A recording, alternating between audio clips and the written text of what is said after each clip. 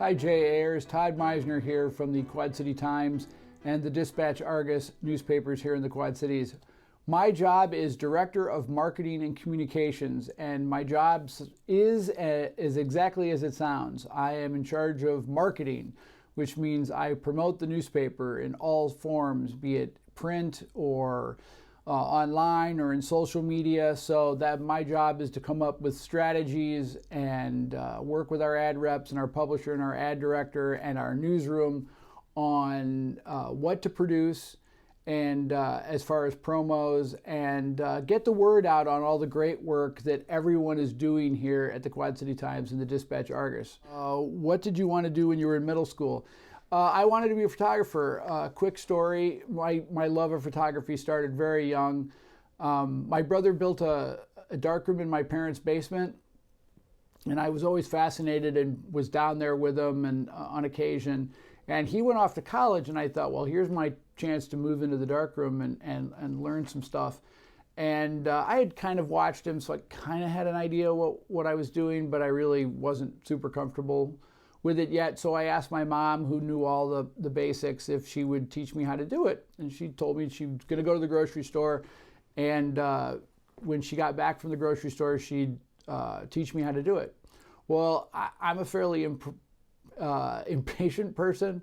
I want to learn stuff, and so she went to the grocery store, and I went down to the basement and read all the packets of how to mix the chemistry to do it. That's what these cameras behind me here are. Those are old film cameras. And so I mixed the chemistry and found some of my brother's old negatives and was making prints when she came home. So I've always had this like thirst for knowledge and this thirst for learning new skills, and that has served me well as I've transitioned to this job. Some of the skills that I have now were not necessarily required of me as a photojournalist, but I wanted to learn how to do them, and I found people that teach me how to do them, and I went out and found ways to teach myself. Online courses, YouTube, all sorts of places. If there's something you need to learn, there is someone out there to teach it to you. All you have to do is go out and listen carefully and trial and error, and you'll learn a lot of cool skills. What are different types of jobs you've had in the past? Well, I started out cutting lawns, that was the thing, and snow blowing. I come from the Midwest, so you can make a few bucks blowing snow with your dad's snow blower. But a job I had in high school was I was a radio DJ on Friday mornings. I had a radio show. Our high school had a 10-watt radio station. So I was a morning DJ on Fridays. So I carried my big, now you could do it with an iPad or an iPod. Then I had to carry a big crate of records up to the 5th floor of the high school where the radio station was every Friday morning, and spun records and read news, and it was just a great experience. I really, really enjoyed that experience, and the friends that I made doing that are lifelong friends. I was also in high school the photo editor of the high school newspaper and of the yearbook. So those were jobs that kind of morphed into what I'm doing now.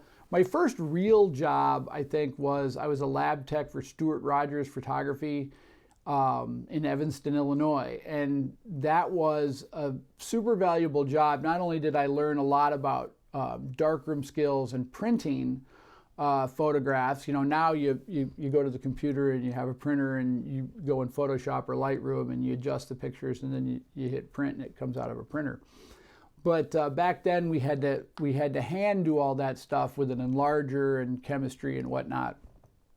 And my boss was Valery Balyazny, and Valery was a Russian immigrant who was a master photographer. He was in charge of the Kiev School of Photography before immigrating to the United States. And but the skill that he taught me was photography, but the most important skill he taught me was time management and to be on time, and how being on time is really important when you have a job. I was chronically late, but I wasn't late by a lot. And when you're a kid, you're like, what's 1 minute? What's 1 minute here? What's 1 minute there? And that really is not a really good way to come to work, is being 1, 2, 3 minutes late every day. That's not respectful of both your job or your coworkers. So it was just Valerie and I that worked in the lab, and I came in the back door and came up to the second floor. The studio was in an old firehouse, and I knocked on the door and said, "I'm here." And in a thick Russian accent, he told me to go sit out on the fire escape. And I was, and I was nervous. I was an 18-year-old kid, and I didn't want to get fired.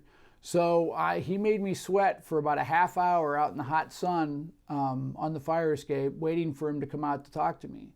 And he came out and sat down next to me, and he said, "You need to be on time." And I said, "Okay." Wasn't I on time? And he said, "No. When you work, you show up early, you get your tools ready to work, and then when 8 o'clock comes, which was our start time, you start working."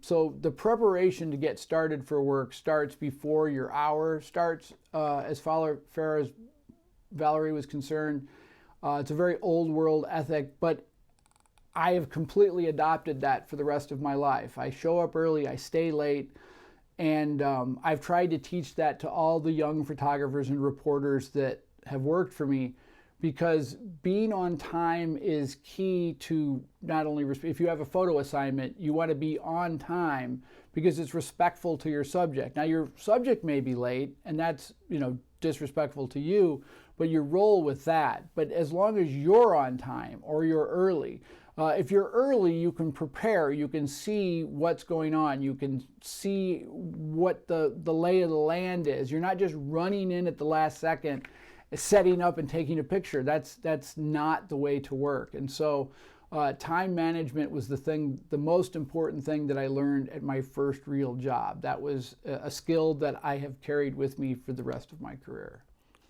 So what was the first job I had in the field I'm working in today? Would be, I was a photographer for the Daily Iowan. The Daily Iowan at the University of Iowa, which is the student newspaper.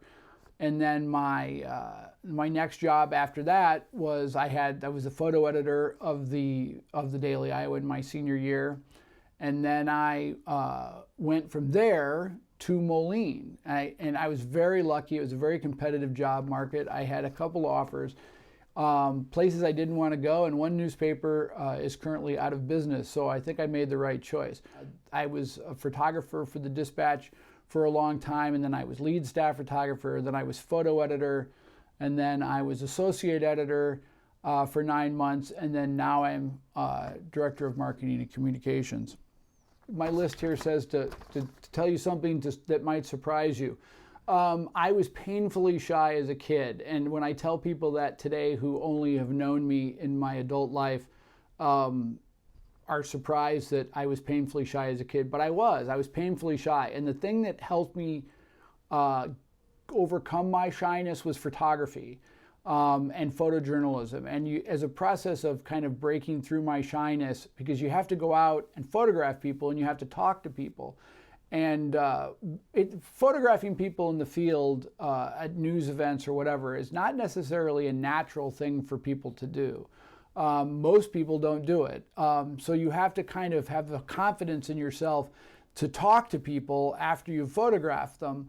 And so you kind of get over your shyness after a while. And I am not shy anymore. But when I was a kid, when I was your age, I was painfully shy. What advice would I give my younger self? Read. Read everything you can get your hands on. I didn't come to reading easily. It was hard for me to look at a long book, a thick book, and it felt too laborious for me.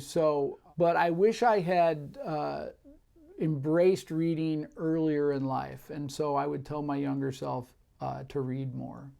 Storytelling has been the joy of my life. I can't recommend it enough to people, but it is a process. It's a process that you have to start at the bottom and work your way up. Nobody starts at the top. And as long as you're always open to learning and listening, you will be successful in any job you choose to pursue. Thanks, everybody.